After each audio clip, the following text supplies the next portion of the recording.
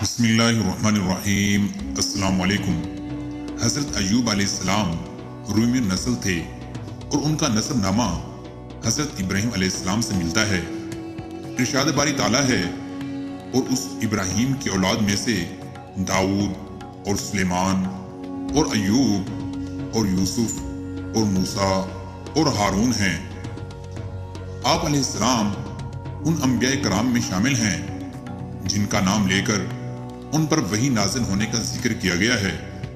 اللہ پاک کا ارشاد ہے، اے محمد، ہم نے آپ کی طرف اسی طرح وحی بھیجی ہے جس طرح نوح اور ان سے پچھلے پیغمبروں کی طرف بھیجی تھی، اور ابراہیم اور اسماعیل اور اسحاق اور یعقوب اور اولاد یعقوب اور عیسیٰ اور ایوب کی طرف وحی بھیجی۔ آپ علیہ السلام ایک صابر و شاکر نبی تھے جنہوں نے لمبی مدت تک بیماری، آل اولاد کی ہلاکت اور مال و متاع کے چھین جانے پر صبر کیا اور دوبارہ انعامات ربانی حاصل ہونے پر شکر گزاری کی۔ حضرت ایوب علیہ السلام کے پاس ہر قسم کا مال موجود تھا، مثلا غلام اور مال مویشی، اور شام کے علاقے میں وسیع اراضی کے قطعات بھی تھے۔ اس کے علاوہ بیویاں اور بہت سے بچے بھی تھے۔ آپ علیہ السلام سے یہ سب کچھ چھن گیا اور آپ کو سخت آزمائش سے دوچار کر دیا گیا۔ آپ علیہ السلام نے اس پر بھی اللہ پاک کی رضا کے لیے صبر کیا اور دن رات، صبح و شام اللہ کا ذکر کرتے رہے۔ آزمائش کی مدت طویل ہوتی گئی، حتیٰ کہ دوست یار ساتھ چھوڑ گئے اور آپ علیہ السلام سے دور دور رہنے لگے، آپ سے ملنا جلنا چھوڑ دیا۔ اس وقت آپ کی خدمت کرنے کے لیے صرف آپ کی زوجہ محترمہ باقی رہ گئیں۔ انہوں نے آپ کے گزشتہ احسانات اور شفقت کو فراموش نہیں کیا اور ان کی خدمت میں حاضر ہو کر ان کی ضروریات پوری فرماتی، یہاں تک کہ قضائے حاجت میں بھی مدد دیتی۔ ایسا ایسا ان کا مال ختم ہو گیا اور آپ علیہ السلام کی غذا اور دوا کا بندوبست کرنے کے لیے اجرت پر دوسروں کے کام کرنے لگیں۔ انہوں نے مال اور اولاد کی دوری پر بھی صبر کیا اور خاوند پر آنے والی مصیبت میں بڑے صبر سے کام لیا۔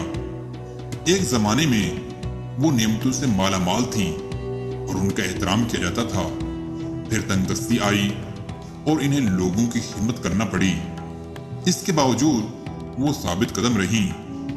حضرت ایوب علیہ السلام کی آزمائش جس قدر شدید ہوتی گئی، آپ کے صبر، شکر اور استقامت میں اسی قدر اضافہ ہوتا گیا، حتیٰ کہ آپ کا صبر ضرب المثل بن گیا اور آپ کے مصائب بھی۔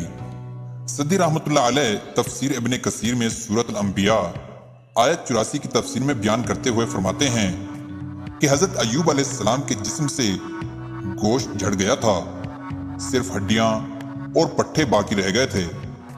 آپ کی زوجہ محترمہ راکھ لا کر آپ کے نیچے ڈالتی تھیں۔ جب ایک طویل عرصہ اسی حال میں گزر گیا تو انہوں نے عرض کیا کہ اپنے رب سے دعا کیجئے کہ وہ آپ کی مصیبت دور کرے۔ آپ علیہ السلام نے فرمایا، میں نے 70 سال صحت کی حالت میں گزارے ہیں، تو کیا مجھے اللہ کے لیے 70 سال صبر نہیں کرنا چاہیے؟ بہرحال دن گزرتے رہے اور ان کی خدمت گزار اور وفا شعار بیوی کے لیے بھی حالات کٹھن سے کٹھن تر ہوتے جا رہے تھے، اور خود حضرت ایوب علیہ السلام کے اقارب بھی ان کی سخت آزمائش اور بیماری وغیرہ دیکھ کر ان سے سخت بیگانگی برتنے لگے، جو حضرت ایوب علیہ السلام پر بہت تکلیف دہ گزری۔ بالآخر وہ بارگاہ الہی میں خوب گڑ گڑائے اور صحت و شفا کی دعا کی۔ ارشاد ربانی ہے، اور ایوب کو یاد کرو جب انہوں نے اپنے پروردگار سے دعا کی کہ مجھے تکلیف پہنچی ہے اور تو سب سے بڑھ کر رحم کرنے والا ہے، تو ہم نے ان کی دعا قبول کر لی اور جو ان کو تکلیف تھی وہ دور کر دی، اور ان کو بال بچے بھی عطا فرمائے، اور اپنی مہربانی سے ان کے ساتھ اتنے ہی اور بخشے، اور عبادت کرنے والوں کے لیے یہ نصیحت ہے۔ دوسرے مقام پر ارشاد ہے، اور ہمارے بندے ایوب کو یاد کرو جب انہوں نے اپنے رب کو پکارا کہ اے اللہ شیطان نے مجھ کو ایذا اور تکلیف دے رکھی ہے۔ ہم نے کہا کہ زمین پر لات مارو، دیکھو یہ چشمہ نکل آیا، نہانے کو ٹھنڈا اور پینے کو شیریں، اور ہم نے ان کو اہل و عیال اور ان کے ساتھ اتنے ہی اور بخشے۔ یہ ہماری طرف سے رحمت اور عقل والوں کے لیے نصیحت تھی۔ اور اپنے ہاتھ میں جھاڑو لو، پھر اس سے مارو اور قسم نہ توڑو، بے شک ہم نے اسے صبر کرنے والا پایا، وہ بہت خوب بندہ تھا، بے شک وہ بہت رجوع کرنے والا تھا۔ اللہ تبارک و تعالی نے حضرت ایوب علیہ السلام کی دعا قبول فرمائی اور چشمہ صافی سے غسل کرنے کا حکم دیا۔ اللہ تبارک و تعالی نے حضرت ایوب علیہ السلام کو جنت کا لباس پہنا دیا اور آپ علیہ السلام صحت مند ہو کر جنتی لباس پہن کر ایک طرف بیٹھ گئے۔ آپ کی زوج محترمہ آئیں تو پہچان نہ سکیں، بولیں اللہ کے بندے یہاں جو بیمار تھا وہ کہاں گیا؟ کہیں اسے بھیڑے تو اٹھا کر نہیں لے گئے؟ انہوں نے اس طرح کی کئی باتیں کی تو آپ علیہ السلام نے فرمایا تیرا بھلا ہو، میں ہی ایوب ہوں۔ انہوں نے کہا مجھ سے کیوں ٹھٹھا کرتا ہے؟ آپ علیہ السلام نے فرمایا تیرا بھلا ہو، میں ہی ایوب ہوں، اللہ نے مجھے میرا صحیح جسم دوبارہ دے دیا ہے۔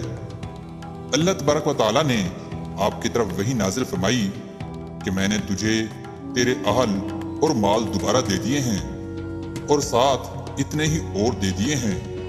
اب اس پانی سے غسل کر لے، تجھے شفا ہو جائے گی، اور اپنے ساتھیوں کی طرف سے قربانی پیش کر اور ان کی مغفرت کی دعا کر، کیونکہ انہوں نے تیرے معاملے میں میری نافرمانی کی ہے۔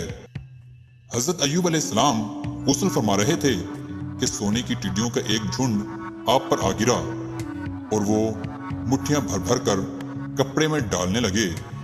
اللہ عز و جل نے آواز دی ایوب کیا میں نے تجھے اس سے مستغنی نہیں کر دیا جو تو دیکھ رہا ہے؟